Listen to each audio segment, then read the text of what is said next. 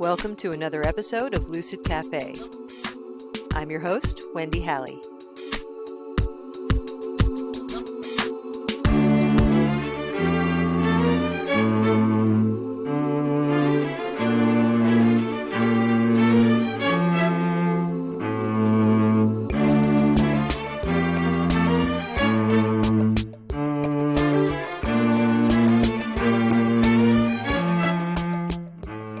I was chatting with today's guest, Rae Carter. I think it was last summer, and spontaneously I asked her if she'd be a guest on my podcast, which at the time didn't exist. It was still just in the idea stage.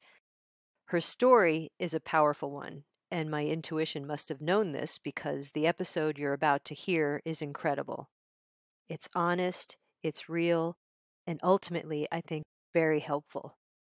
Rae was struggling with various health issues, but her healing journey really began, she says, when she was diagnosed with breast cancer last year, in June of 2018. As you'll soon learn, the healing process is not linear. It has twists and turns, but ultimately Rae emerged as a warrior, ready to share her experience with others. I'm really thankful that she decided to share her story with me and now with you. A little bit about Rae Carter. She is a communicator, navigator, facilitator, and empowerment advocate committed to helping heal our earth and the life she sustains. She spent the past year healing from breast cancer and several connected health issues following a 20-year marketing and public relations career. She now serves on the board of Vermont Businesses for Social Responsibility. Rae is an herbalist, a musician, public speaker, and cancer survivor. She lives with her husband and animals in Plainfield, Vermont, where they're developing a healing sanctuary and manage Hugaden, a down-tempo music project. I hope you find my conversation with Rae as inspirational as I did. Thank you for coming on the podcast. Thanks for having me. Oh, of course. So you've been on quite a journey. How long has it been? A year, 2 years? I mean, technically a little over a year, but I would say kind of a multi-year journey. It takes a long time to get sick. Does it make sense to start with the beginning of your journey? I think so. I think the journey began when I was diagnosed with breast cancer, the healing journey part of it, and that was last January 2018. But I knew I was sick, so I wasn't surprised. What do you mean you knew you were sick? I mean, I wasn't expecting to have breast cancer, but I was sick leading into it. I was already struggling for a few years with adenomyosis. What is that? It's similar to endometriosis, so it's a uterus inflammation that affects your menstrual cycle. Pretty painful? Very painful, Oh, very man. painful. And that had just been getting worse over the past several years. And I was living in fight or flight for a good solid 2 years. Just the stress of my career and my job and work-life balance had just reached beyond a tipping point for me. I also, right before I was diagnosed with breast cancer, was diagnosed with degenerative arthritis in my knee. And I already have it in my toes. And at the time I was 41 and just really young to have that kind of arthritis. So when I got the diagnosis, I was already in kind of complete chaos. My head started not working. What do you mean? Right either. I was just being pulled in so many directions all the time. I mean, for the past 6 months before the diagnosis, I often would say I don't have time to breathe. Damn, okay. When you say your head wasn't working right, you mean like your thinking processes? Yeah, like I couldn't sleep, and I would be pulled in so many directions that I would literally feel like my brain not being able to switch gears, and it would affect my motor functions and my speech. And then I actually, right before the diagnosis, started getting pretty bad headaches, which I'm not somebody that's been prone to to headaches. So when I got the call saying that the biopsy came back with cancer, in a way, deep down, I think I felt I was scared, but I think I felt a little bit of relief because it was going to put an end to the chaos that I was living. I was very unhappy, and had reached a pretty devastating kind of midlife crisis. And when you say put an end to it, what was your thinking about what would that end look like? I don't know. I just knew that everything was going to change because there was no way that I would be able to keep working. So you couldn't keep going at that clip Yeah, because you knew it was hurting you. right. I gotcha. So it's Okay. like there's no way that I can manage breast cancer and continue working the way that I was working, that So those two things so it couldn't kind of happen gave together. you, for lack of a better word, an excuse to start taking care of yourself in a really big way, or Um, I don't think taking care. I mean, and I thought I had been taking care of myself. I mean, I'm a pretty healthy person and eat pretty healthy and exercise. So I think it was just an out from the current life that I was living, kind of all components. Like it was, in a way at first it seemed like an opportunity. Like it just was like, all right, I'm going to be a person with cancer now. And person with cancer doesn't, they live a different life. I mean, I don't know what I was thinking. I was feeling so many emotions and I was definitely very scared. And I got more scared as I got more into the medical system. So, can you talk a little bit about what was scary about the medical system? um, it's so fear based.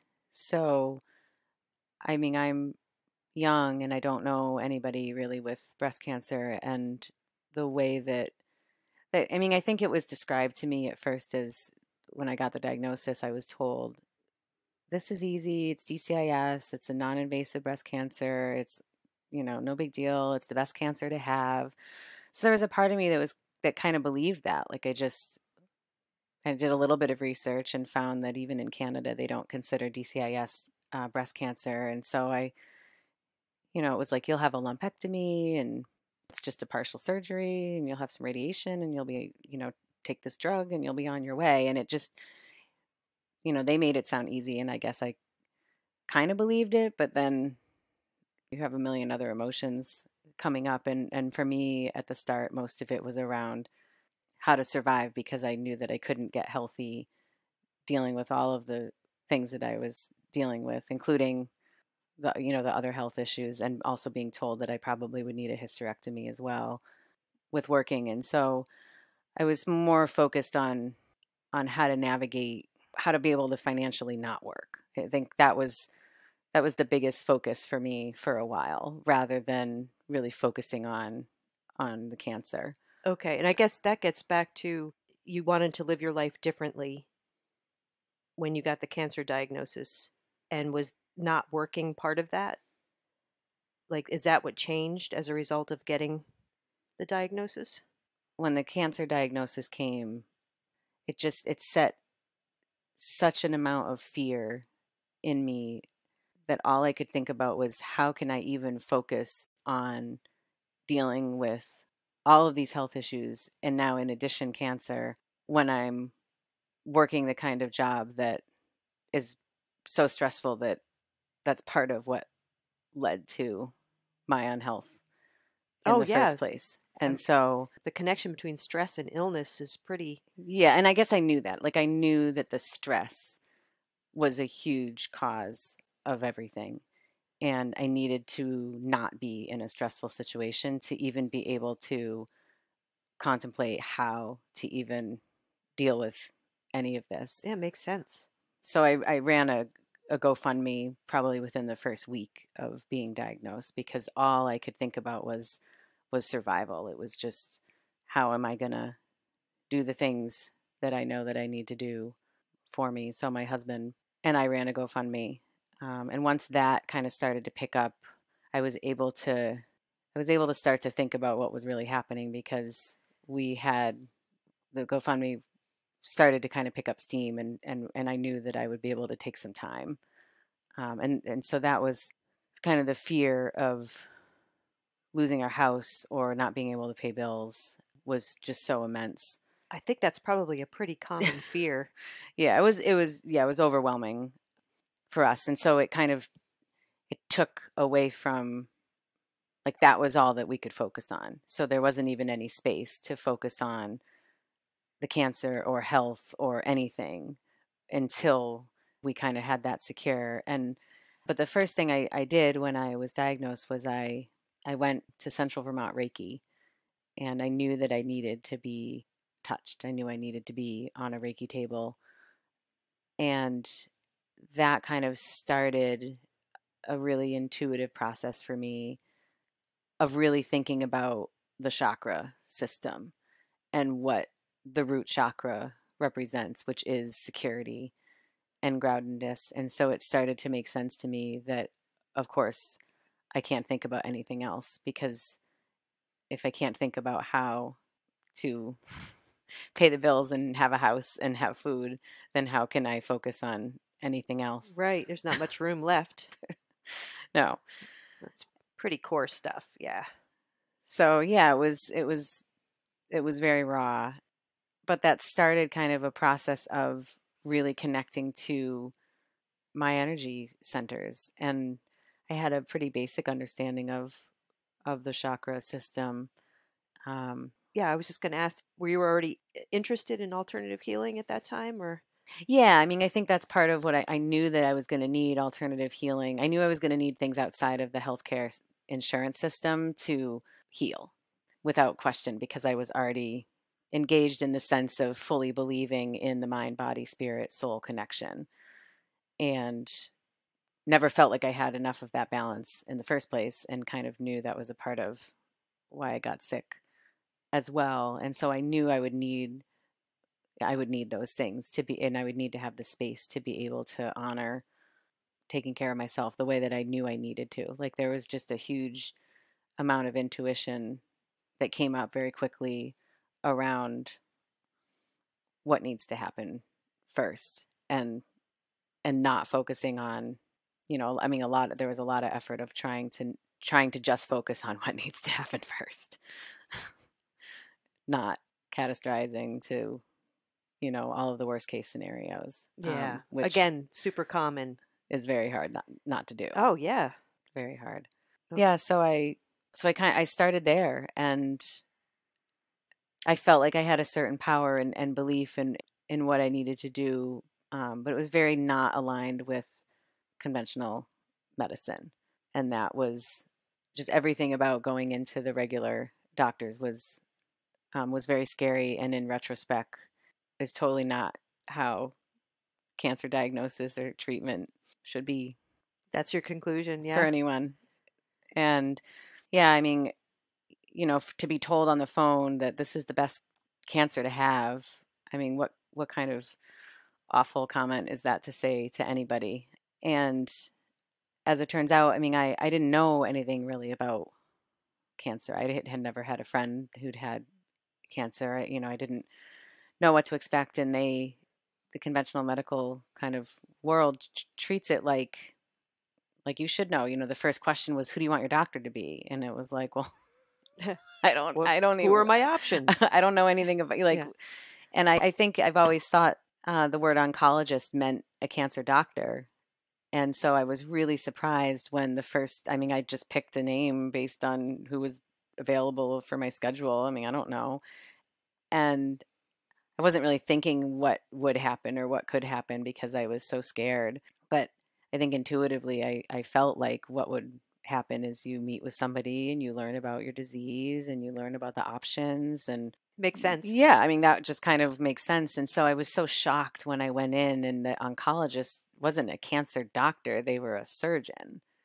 And so it was just, okay, well, here's where the DCIS is, and here's what we're going to do. And I didn't know then any way to respond to that other than kind of like dropping my mouth and being like, okay, because it was so not, I don't know what I was expecting, but I definitely wasn't expecting to just be told, this is what we're going to do. And it's just that I was immediately meeting with a surgeon rather than somebody to talk about, especially if this is a non-invasive stage 0 breast cancer, it just struck me as very odd that it would be treated the same way as a stage 3 invasive breast cancer. So did it feel like it was moving really fast and like you didn't have any options? You Yeah. were just being told, this is what we do, Yep. and let's schedule you. Yep. Okay. And it was just okay. And I didn't, again, I wasn't at that time being like, but there are other options. Like that didn't come to me yet. And I didn't have anybody to help me navigate that. So it was just, okay, well, right, we got to get it out as quick as possible. But even kind of in the background of my head, and I wasn't able to think or speak these thoughts then, but it was like, what's the rush? If it's a Yeah, if non-invasive it's no big stage, deal, if it's no big deal, like what's the the rush? best cancer to get, then Yeah. And so I did. I went in and I had surgery, which was a partial mastectomy or a lumpectomy. They're the same thing. And that was rough because it's surgery, and I was under. And a week later, I was starting to feel better and was kind of like, okay, like we're going to move on from here. And I hadn't gone into, what are the side effects of radiation. I was just, very grateful that, chemotherapy and those kinds of things weren't a part of the treatment for a non-invasive stage 0, but radiation was. And I just was like, all right, well, I'll have to go in and do this every day. And I kind of started gathering coloring books and things, and was still kind of in this positive mindset of like, yeah, I can do this. Like I'm gonna, be friends with the nurses and like all the things you kind of see on TV, I guess. And then I got the call saying that the margins weren't clear and there was still cancer in my breast, and that really sucked. yeah. So, and the conventional medical world wants to talk all about this statistic and that statistic and this study and that study because we're all just numbers, right? So I went back in for another surgery only like 3 weeks later. I mean, these are still major surgeries because you're under and you're in the, anesthesia, which is very bad for your body. And so I had a second surgery and I was still positive. I was like, all right, like, yep, we're going to do this. I went back in. I kind of knew what was, expected. I asked and advocated for certain things. So I didn't have there was just some uncomfortable things the first time that I knew how to ask for the second time. And I mean, I didn't even think that there was a possibility that the margins wouldn't clear the second time because like, They've got they've this. got Yeah. this, like what, what's the deal? And I went through that again, and a week later, we're gearing up for my birthday, and my husband Mitch and we're ready to go. And 4:30 on a Friday afternoon, I get a call from the oncologist, who's really a surgeon, saying, well, we can't believe this has happened. This only happens to 3% of people or whatever, but the margins still aren't clear. Oh man. And that was when I had my first mental breakdown. um, that was pretty awful. And then on top of it, I'm dealing with these other things, like the adenomyosis is so painful at this point because I can't be on birth control because it's hormone receptive breast cancer, and I'm like, okay, well then, but you said birth control didn't cause the breast cancer. And But they're like, birth control helps to remedy the pain. birth control helps to remedy the pain of the adenomyosis, but the minute I was diagnosed with the breast cancer, You I had to had to stop. immediately be off it. And it's like, well, why? If you've been telling me for years that there's no bad side effects with birth control, even though it's Yeah. pumping hormones into your I body, know. and this is hormone receptive breast cancer. Synthetic hormones at that. Yeah. So I was in a lot of other pain as well. And then there was just a whole bunch of mess with the doctors. And well, if you had had an MRI at the beginning, we would know there was all of these, you have all this dense breast tissue, but then the first doctor never even recommended an MRI. And there was just all this like confusion and misinformation. And this is all with the University of Vermont Medical Center in Burlington, and just got to be really stressful, just dealing with them, period. And the fact that I'd been through 2 surgeries and just, it just didn't feel right about I any of imagine, it. yeah, your level of trust was decreasing Yeah. And there, with every experience. Unfortunately, I've heard this kind of story from way too many people about different hospital Yeah. systems. A lot of miscommunications. People aren't talking to each other. Yeah, Yeah. There was a lot of that. And as somebody who comes from a communication background, it made it even more challenging. And I I bet. started to not have the ability to really manage myself. There was no filter left. Like my fuse was so short. I didn't, my mental capacity was diminishing for sure at this point. And then I went in to get a biopsy in the MRI machine to figure out what's going on with this cancer that still remains in my body. And then they found it in a couple other places that was something that couldn't be detected on the mammogram or the ultrasound, only on a MRI. And I was like, okay, well, most people don't go for an MRI for their first breast cancer thing. So like, what's the big deal? And mind you, the breast cancer was detected on my very first ever mammogram. Oh, wow. Okay. And I started to just question things. I just was not feeling right about any of it, and my intuition really started to kind of kick in again, kind of the same way I was starting to work through my body, because kind of back to what I had said before about I was started to kind of move up the chakra system and kind of balance the root chakra and then move to my sacral chakra, which is where the uterus sits. And at the same time, I was still trying to deal with these other health issues, and I went to go and see a Mayan abdominal massage therapist. And that was really a transformational moment for me. She felt all around my uterus and said, "You poor thing, your uterus is crunched over on your right side, sitting on top of your bladder. No wonder you have Man. so much pain. Yeah. Why don't we move it?" Oh, I was like, "You want to move my uterus?" that's an option? Okay. And That sounds painful too. after what I had been through, It's- I have been through so much poking and needles and yeah. everything that I was like, somebody's Moving the hand touching uterus. me. All right, Let's let's do it. do it. Yeah. And she did. And I immediately felt different.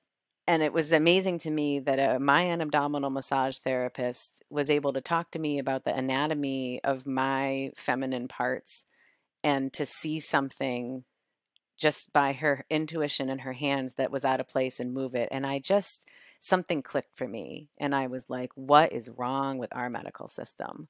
Like, I have been dealing with this adenomyosis for years, and no gynecologist has ever said, well, your uterus is just out of alignment. Why don't we move it? It's this drug and that drug. And the next thing was a hysterectomy. Let's just cut it out. And something snapped in me. And I said, this isn't right. And then I finally started really researching DCIS, which is ductal carcinoma in situ. So that's the stage 0 non-invasive breast cancer that I had.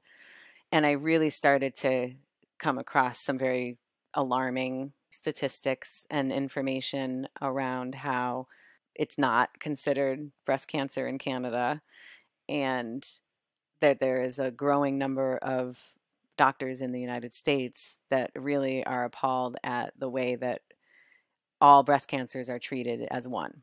So you've got stage 0, stage 1, stage 2, stage 3, stage 4. There's metastatic, there's invasive, there's not. Like, there's so many different kinds, and it's all a one size fits all treatment for the type of cancer and for the type of person. So everybody's build up and the reason why they got cancer is different. Hmm. And there's so many different types of cancer, but yet everybody's being treated with this one size fits all approach, which doesn't work anywhere else in the world. So No, you're right. That why would it doesn't work make with your any body? sense. Right. And I started to realize that there were a lot of things that I wish I had known and that I had done differently, because I would have never gotten the first surgery. I would have treated it holistically and watched and waited, but it was kind of too late for that. But I didn't really know that then. I just kind of said, I'm done. I'm done with all of you. I'm done with conventional medicine. And at that point, they said I needed a mastectomy after already having had the 2 surgeries on the breast, and I mentally couldn't handle anymore. I needed to deal with the rest of my body. And so, yeah, I pieced out from conventional against all of their recommendations and everything. And I really started my journey, my healing journey at at that point. Wow, it's intense. So did your healing journey feel like it took once you got into this mindset of it is a journey? Did it have a certain trajectory that it took? Did things start to fall into place in your mind in a certain way as you were learning more about these other ways of looking at illness and health? Did it start to create a picture? Yeah, I really did. Things got worse before they got better. Like it really, Mitch and I say that we were living a horror movie for a while, because after the second surgery, while I was feeling pretty empowered and kind of like, I'm going to be able to heal my adenomyosis without conventional medicine. Like I knew that at my core. I was like, I'm going to be able to fix this. And I started working with a naturopath oncologist and really started to focus on nutrition and supplements and herbs and just a different way of really detoxifying my body ultimately. But kind of while that was happening, the fallout of having so much stress and tension in my body for so long and having had two surgeries back to back, my body really couldn't handle it. And I developed a pinched nerve in my neck that put me into acute chronic pain. And I couldn't move for probably a month and a half, right as kind of spring was coming up. And so I'm on this healing journey, and I'm learning things and I'm reading things, but I really can't do anything. I'm in so much pain. My entire left hand and elbow and arm, all the way to my neck, was in awful pain. And I had the experience for the first time ever of what it feels like to have a pain situation where you'll do anything to make the Really? pain go away. And it started to really open my heart up to a level of compassion that I haven't experienced before. And there was a time, this is so sad but beautiful to me. I was so grateful that I finally could slow down and just breathe. And but at the same time I couldn't do anything because I was in so much pain, and it was really like this, my body telling me you can't do anything. Like So it was forcing you to slow down and forcing me to just do breathe. nothing. Yeah. And I sat there in May on my back deck. I couldn't do anything but sit with all sorts of ice packs and heat packs, and had to be positioned in a certain way. And I just sat there in the sun for hours, and I watched spring unfold. And I always said, I want to watch spring happen. I want to, for once in my life, not be so busy that I can't watch spring, which is my favorite season. And it was just the irony of being in so much pain, but yet All this beauty. all this beauty Yeah. of watching spring. And I mean, I'm a writer, and so I started at the beginning, but the journaling kind of really started to take hold. And I probably have 6 or so different journals for different aspects of the journey. And I started doing all sorts of different alternative healing modalities. I was doing a little bit kind of through the surgeries, but really it was all the scare stuff. And so I started doing acupuncture. I was doing Reiki on a pretty consistent basis. I couldn't do any yoga, I couldn't move, so I couldn't do any yoga or exercise. I did a little bit of Tai Chi. I did a lot of singing. I did a lot of my own healing work, just kind of sometimes all I could do was take my shoes off and ground myself to the earth and just sing or yell Use your or voice. use my Yeah. voice Hmm. to move energy through my body. And I would cry and I would sing, and it was really, I mean, it was as terrifying as everything was. There was so much beauty there. It also seems like taking it back to such a core place, just real basic stuff, breathing, using your voice, and being so attuned to your body that you can feel stuff when it's moving. Yeah, I started to visualize the cancer as moss, and or like that I started to visualize releasing it from my body through my feet into the earth, and that it would the earth would take it back as a gift and it would turn into moss, and it would be by a stream where it would filter other toxins in our environment out, because moss acts as a filter for water. So I just started to have these visuals of the cancer being released and going into water, and little by little through the summer, the pinched nerve kind of released, and I did a lot of physical therapy, and I was just really committed to taking care of myself every day and doing the things that I needed to do. And I would see different healers and would talk about, like, what was lovely about alternative medicine is I didn't have to repeat my story ever to anybody. I would just speak about how I felt and what I was feeling in my body and what the last person that I saw felt. And then the next person would, great, Take it from take it from there. there. And they would do work, and, we would feel, I mean, I could visualize things within my body in their work, whether it was craniosacral or Reiki or acupuncture, just the different modalities Of energy work, of yeah. energy work. And I kind of drove that process as far as, again, I was connecting with the chakras. So I was moving up and down and kind of working on different areas and parts of my body. And it was really a fascinating experience. As painful as it was to go through it, there was nothing as wonderful as going to meet with the different healers I worked with. And it was a huge for me when I came here to the Energy Genesis machine. That was at a point when I was really trying to get to really the cause of the cancer. So from the very beginning, I was very interested in what's the cause, because I don't believe at all that cancer just happens. Everything has a cause. And I wanted to know, the cause.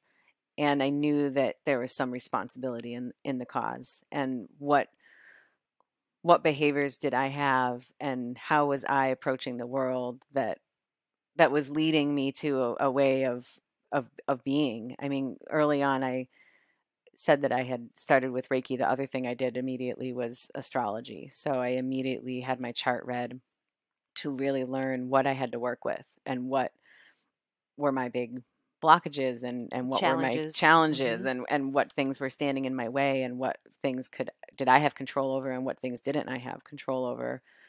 And that was all. I mean, people who don't have cancer or don't know somebody who's gone through it, there's just so many assumptions out there that are just so inaccurate. And cancer is a third medical, it's a third mental, and it's a third spiritual. And the medical, really only part of that is conventional medical. There's so many other components. And so I didn't know that. I didn't read a book that told me that until after, but I intuitively knew all of this. And so my spiritual journey was the most important part to me. And it got to the crux and the root of the issue and why I got cancer really in the first place. I mean, you can break it down that, okay, estrogen dominance is what caused both the breast cancer and the adenomyosis. What causes estrogen dominance?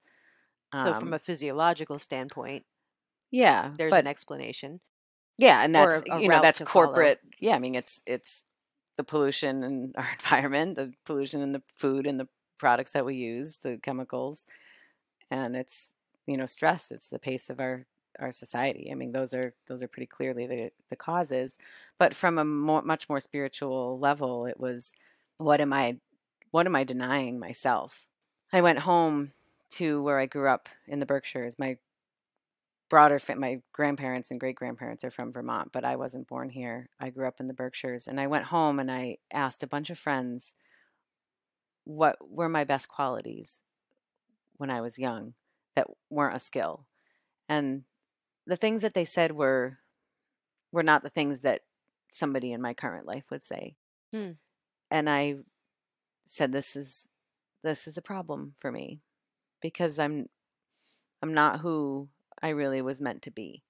And I started to really fully realize that I've been denying my body creativity.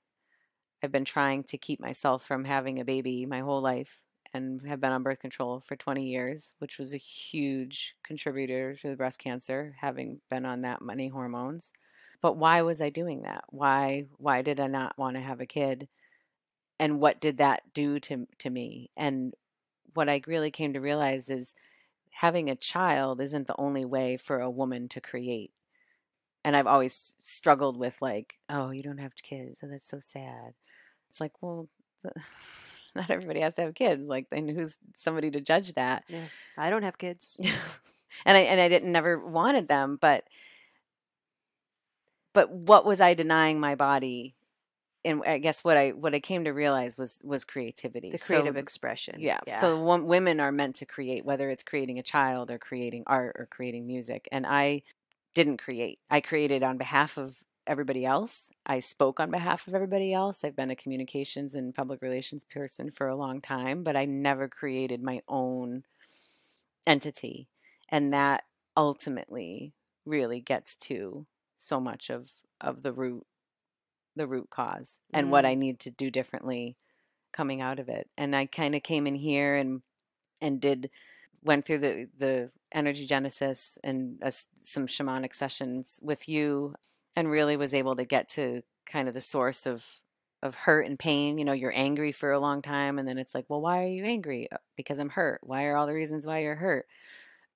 You know, because I'm sad. Why are the reasons that you're sad? Or like, you know, just getting through that process. And it was going deeper and deeper. And I don't think most people are comfortable with that, because you uncover things about yourself that are hard to uncover. But I knew I needed to do that, and they shouldn't be surprising. That's the thing. That's when you do open those doors to this deeper work. Nothing there should be surprising, right? It's just an acknowledgement and then an acceptance of, oh, of course, this is why I am where I'm at. It's because I've been denying myself, or because I've had trauma, or I've been hurt, or. And it was a mixture of all of those things. And I think getting to the acceptance is the hardest part. And I didn't know. I mean, I've listened to so many people say, you just have to let it go. Just let it go. Let go of what no longer serves you. And I've really struggled with, okay, but what does that mean? Yeah, and I don't know if that's the whole deal. I don't know. I mean, letting go, is that the goal? And I don't know. I mean, in my work, I don't think so. I think the acceptance piece is probably one of the most healing steps somebody can take, but you can't fake it. You can't say, "Oh yeah, I accept that I have this in my life, or I have this trauma," or no, it's not a thinking thing. It's a much deeper process.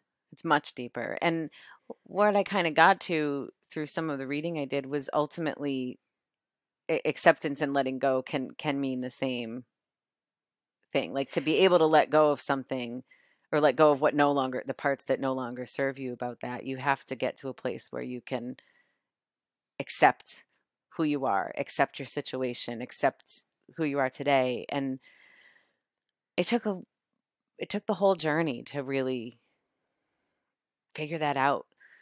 And Mitch and I did a lot of like we didn't even understand what acceptance was really until this fall.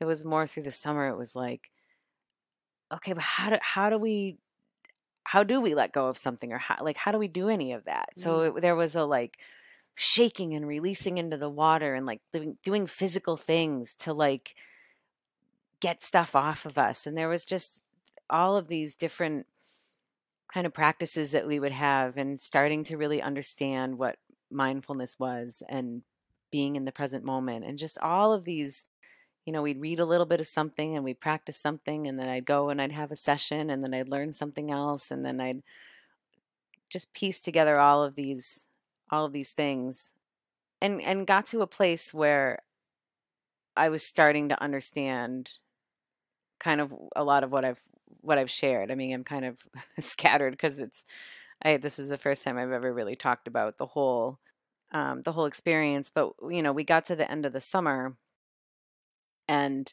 I had to go back to conventional medicine. So I had learned a lot about myself, but I was still facing all of these unknowns, including what what's going to happen with my breast. And we went back in to get the scans, and the cancer had spread. And I don't know if deep I think there was a voice that inside of me that knew that, but I so wanted to believe that I could use holistic healing to rid my body of the cancer and have one of these radical remissions. But unfortunately, that can only work if you haven't had so many cuts and biopsies and surgeries, because the minute that they start cutting in you, it opens the pathways for the cancer to move. Oh, So really? So being invasive like that actually can be yeah, I mean, harmful? yeah, that's why, like, even to some friends who are, getting inconclusive mammograms now, like, don't get a biopsy, wait 6 months and see if something's changed. Unless you've got like a big lump and this is something that's invasive, like, if there's no rush, don't, don't get those biopsies right away. Because the minute you start poking, it opens up the pathways for cancer cells to move. And so I had a biopsy, one surgery, two surgeries, and then I had a biopsy in a whole new area. So it moved. It That just was the moved. pathway it took? It just made a pathway for it to spread to where the last biopsy was. And I just, it was too late to do the holistic healing for me, because it was all the pathways were there. All the little channels were open by all the needles I and see. stuff Okay. that they had put in me. And everything about finding that out, to the way that I just was treated that day, was really awful. And I had a kind of a full mental breakdown. So I had one in the late winter, a more intense one in the spring when I had all the chronic pain, and then a really intense one in the fall. And that was really challenging. And that's, people don't want to talk about the mental parts of cancer, and it's this big stigma, all these mental health stuff. And Yeah, there is a stigma. it's such a stigma. And cancer is medical, mental, and spiritual. There is as much of a mental component as anything else. And no one wants to talk about that. It's like, oh, well, you don't seem sick. You didn't go through chemo. What's the problem? And that's an attitude that's out there by a lot of people. And I got that a lot, Really? which was really hard for me, especially having done a public GoFundMe and asking for money. And then people, just the judgments from people, which, is a constant part, especially in the world of social media, to have to, other people's opinions of me are none of my business. So they can have them all they want, but it doesn't change the fact that things can hurt. But that's another layer of experience you were going through too, was, I Yeah, guess, this having judgment. yeah, Yeah. having to publicly beg for money for months was awful. It was awful. Yeah. And people can have whatever judgments they want, but I mean, I had two suicidal episodes, and I'm not going to hide behind them. I didn't come into this with some mental illness. And even if I did, so what? Lots and lots and lots of people struggle with various mental illnesses, from anxiety and depression to bipolar and schizophrenia. And then you've got people who have to deal with chronic Lyme, and you've got people dealing with addiction. I mean, all of it sucks. And one is not worse than the other. They're all awful. And the judgments of, you don't look sick, is just, whether it's because you assume that cancer means chemotherapy, And or you're hair just, loss and yeah, or yeah. you're just forgetting the fact that anybody that goes through cancer has to deal with major, major mental battles. And yeah, I lost my stuff, and I'm not afraid to say that I did, and I needed help. And we called the suicide hotline, and I knew what we were doing. I took a shower. I packed a bag of non-sharp items. I worked in residential treatment when I was in college, and I said, I want to be committed. I need to be somewhere. Impatient. Yeah, I Yeah. need to be taken care of. I need support. And that was another challenge for us, was we don't have family nearby. We don't have friends nearby. And online, it looked like I had all this support because I ran a successful GoFundMe. And when in reality, we had that, but we didn't have anybody. We had to beg and put up care calendars and do all this stuff to just my husband and I try to, like, get through. Like, we couldn't function in our daily lives. were non-functioning. And it just got to the point when I found out that the cancer had spread that he couldn't take care of me anymore. Right. And his mother was visiting, and yeah, I went into the hospital and I went into Washington County Mental Health and I sat in a program for a week, and it was a learning experience all on its own, but it was so necessary, and I'm so grateful to the staff there because I was not their typical patient, and I learned a lot about. Pretty humbling experience, It's I very imagine. humbling, Yeah. but I got to just be safe Yeah. and color and And probably a lot of talking, a lot of and talk processing. Yeah. and process with other patients, with staff, and gear up for surgery because I knew I was going to be losing my boob and struggling with the fact that all of it, I really didn't need to lose my boob. If I had known what I know now, if I had had any kind of support, if I had, like, from the conventional medical community, if I had had any kind of, okay, this is what you have. Let's throw the statistics out the window. This is your situation. It's non-invasive. Da da da da da da da. You want to commit yourself to changing your diet and your life, which is what causes that stuff in the first place. So we're going to watch and wait. We're going to not going anywhere. Come back in 6 months. We're going to do a bunch of, especially nutrition, like not talked about in So conventional you medicine at found out all this after after the fact. after the fact. So I, again, not all breast cancers are the same. This is not the same advice for somebody who's got an invasive stage 3 cancer. Totally different thing. But in my case, I did not need to go through any of that if holistic healing and nutrition and all of those components were actually a part of healing and a part of the conventional medical system, which they're not. Okay. And I can't look back, but what I can do is I can talk about this and I can help other women try to not be rushed into fear-based approaches from the beginning. Like, really, like when people say get a second opinion, it's not so much that second opinion is such a confusing state. It's learn about your disease, talk with other women who've had it. The most important people you can talk to are other women who have gone through your kind of diagnosis. For me, talking to a 65-year-old wealthy woman who's gone through breast cancer is not useful to me because it's not at all the same kind of situation. And it's really challenging to be young, and there was nobody for me to talk to. I didn't, there was nobody. And because I was so like, we got to get it out, we got to, this is what you do, there was no chance to look at who are some of these other people I can talk to. And the doctors I ended up finally working with, I found through working with holistic alternative healers in central Vermont and getting different names and kind of, feeling some things out. And I finally found my way to a doctor in California who is a geneticist and a naturopath breast cancer specialist. And came to him, it was too late mastectomy wise. I had the mastectomy. And at that point I needed to have probably the mastectomy because of How things, much did it because of spread things or having spread, and that it was, the mistake wasn't necessarily having the mastectomy. It was having the first surgery in the first I see. place. Now, because you had said that earlier, and Yeah. now I understand what you meant by that. Yeah. So there's this whole, oh, I'm 42 and now I have one boob because I didn't want to get both because I don't have the BRCA gene, which is the Mm. breast cancer gene. But that's not the only way that people get breast cancer. So I started working with him and, continued doing my alternative kind of treatments. And I was able to discover what caused my breast cancer because, well, I like to not say mine because it wasn't mine, but what caused the breast cancer in my body. And yeah, it's stress, it's pesticides on food, it's the chemicals in the products that we use.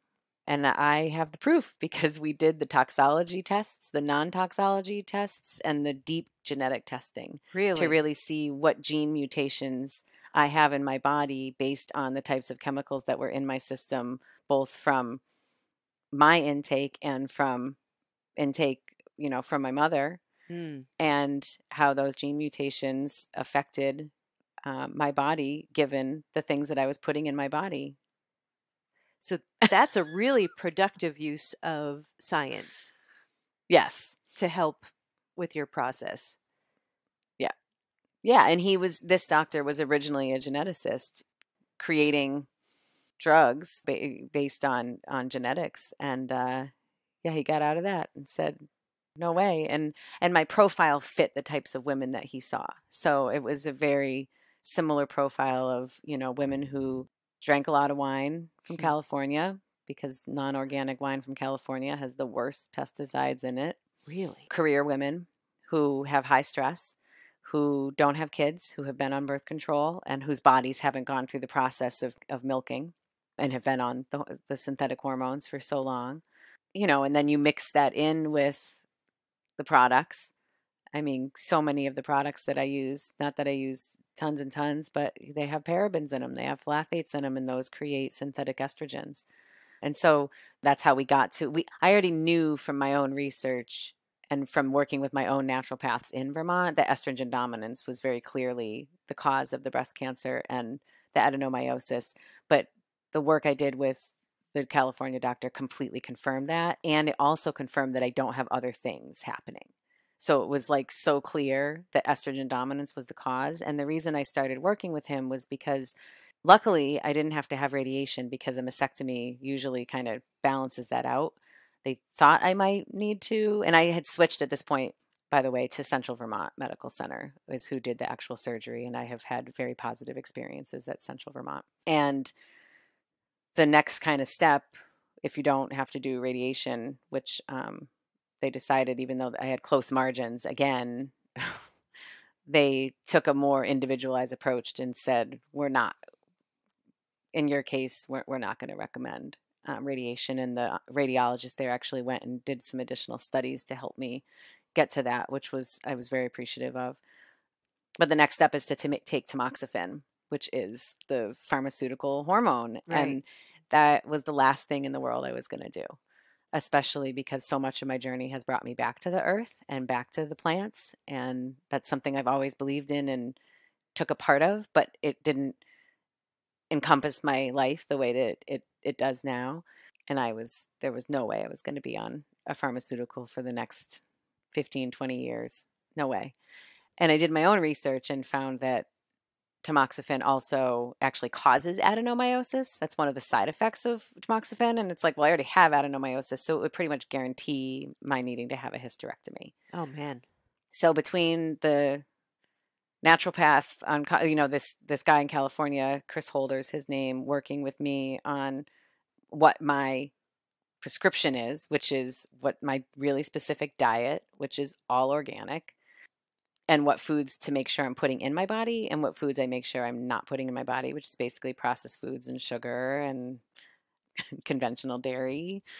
So, and I also quit drinking. So I did that when I was first diagnosed.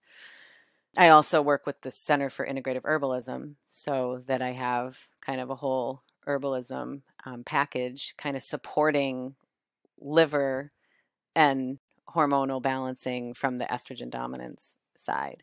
So you have And a so nice team. a nice team, and I'm not taking tamoxifen. And so I just had my my first ultrasound actually since the surgery, and I'm clear. All right.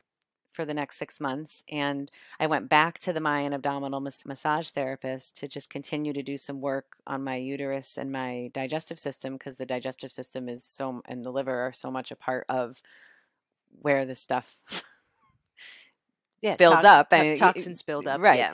And she actually moved my intestines and that's said a my thing too. intestines were all Okay. twisted. So she moved them out, and I will not be having a hysterectomy, and everything's cleared out, and my adenomyosis is under such good control that I don't really have to take as many pain meds. And there's times during my cycle when I don't have to take any, which has been unheard of for me. So That's amazing. I'm feeling good and very spiritually connected and very mentally fit, and very grateful for the people I've worked with and ultimately the journey that I've had. So do you feel like you're not the same person now you were when you first got the very first phone call giving you the cancer diagnosis? I feel like I have come into the person I have always meant to be. Beautiful. Well, I mean, as you're telling your story, I keep thinking of how powerful it is and how powerful it is for other people to hear it. Because imagine hearing your story and then getting a cancer diagnosis at some point in the future and having Ray's voice in your head saying, take it slow and get all the information. Unless it's invasive. I mean, I can speak to women who get diagnosed with DCIS, non-invasive DCIS. I can't speak to other Right. Well, yeah. stages of The, cancer. But yes, for the DCIS diagnosis, yeah. But I think the important piece is that whole going into fear right off the bat. I think you're going to do that regardless. But to be able to just take a step back, I think that's the important message, is to take a step back and to hopefully look at it from this more holistic place of, you know, I don't work with, my specialty has been in the mental health field and working with people shamanically and of course with the energy genesis, but coming to the conclusion after all these years that symptoms are there to get your attention, and what are they trying to tell you?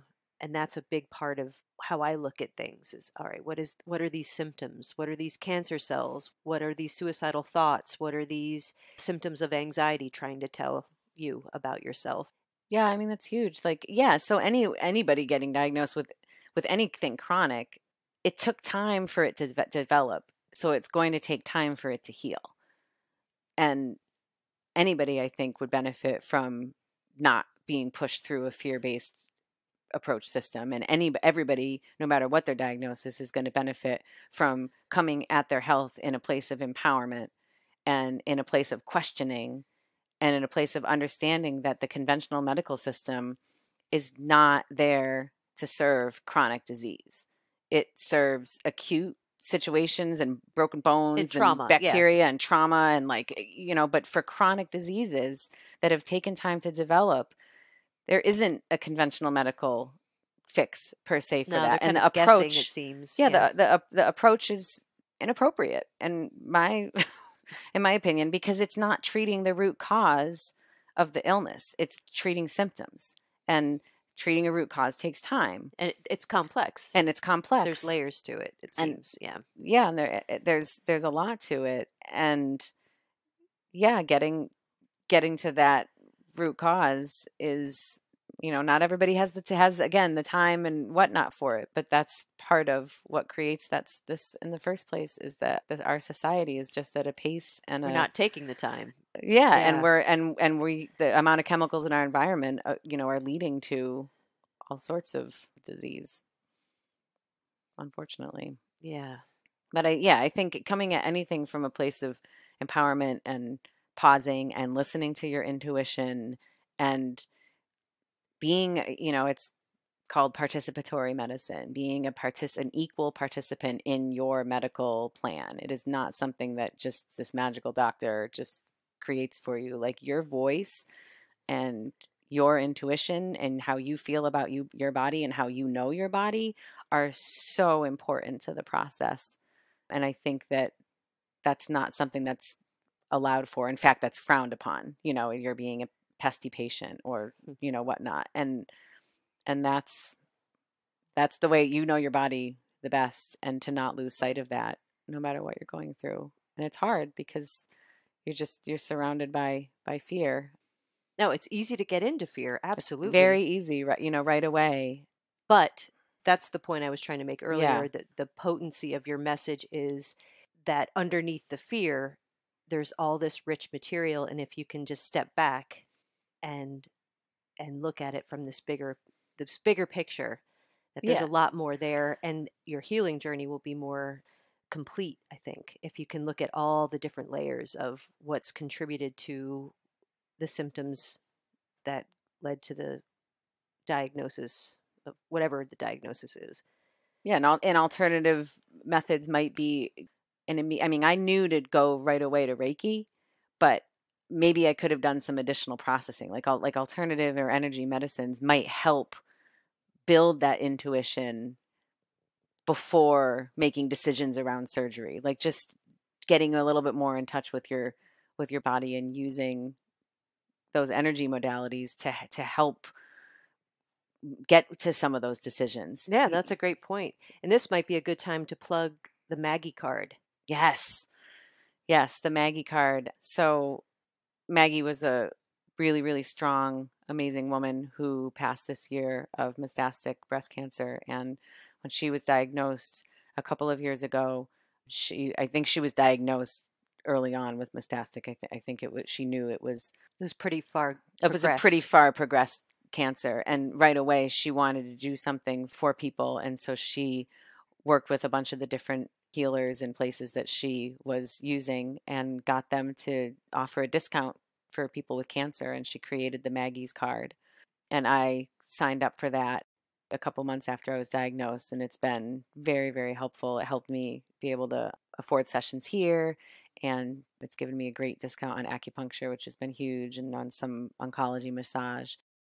Yeah, it's incredible. And she passed a couple months ago, or in the fall, but it continues on, and it has a board, and so they're continuing to grow and to add different services to it. And so anybody who has a cancer diagnosis, it doesn't have to be breast cancer, it can be any kind of cancer. Any kind of cancer. Yep. And yeah, they want to continue this and spread beyond Vermont. They want it to be a national card or national program that gives people with a cancer diagnosis access to affordable alternative modalities.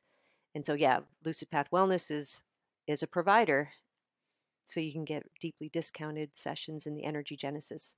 And that was very, very helpful for me. And Maggie actually had recommended it to me. I unfortunately didn't have the chance to meet her, but we did communicate online a few different times. And this was one, and even while she was going through everything that she was going through, and knowing that time was coming to an end, and she had her family and her little kids and everything, she still would reach out to people like me who are having their own journeys and say, oh, you might want to check out this thing, and and it's on the card. And she just was a very special lady. She really was. I did have the opportunity to meet her because she came down and got in the machine, and she was a force. What a powerhouse. So it didn't surprise me that she was able to make this Maggie card happen. Yeah. So I was really happy I got to meet her. Yeah, and I think it's maggiesbrightside.com. maggiesbrightside.com, and I'll put a link in the show notes. And also, if anybody wants to get in touch with you, what's the best way to do that? I think the best way is I have a Facebook page called Rae Carter Empowerment, and it's RAE Carter Empowerment, and they can email through that page. All right, so I'll put a link to that in the show notes as well. Great. And I do encourage, if there's anybody out there that is listening that has a breast cancer diagnosis, please be in touch. I am more than willing to share resources or answer questions or be a voice. It's really important to connect with other people going through it. That's wonderful. Rae, this has been great. I'm really, really pleased that you came and chatted with me about this really intimate healing journey you've been on. Thank you. I'm really grateful for the opportunity. It's super important. And to be able to share. And well, thank you. Thank you. What a journey. I want to again express my deep appreciation to Rae for sharing her story. I'm really excited to see where she goes from here. I think pretty much the sky's the limit. Thank you for listening. Until next time.